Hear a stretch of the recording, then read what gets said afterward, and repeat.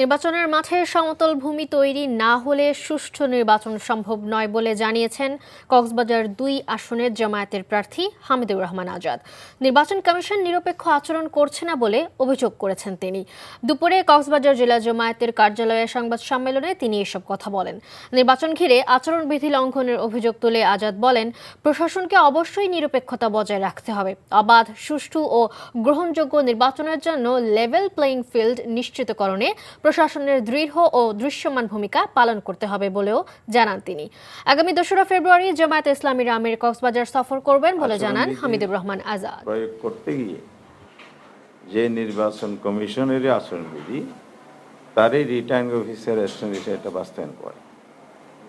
কিছু কিছু উপজেলায় নেত্রকোনার কথা জানি, চট্টগ্রাম আনোয়ারের কথা জানি, ইউনূস সাহেব আচরণবিধি প্রয়োগ করেছেন। দলীয় প্রভাব খাটিয়ে ওনাদেরকে বদলি করা হয়েছে।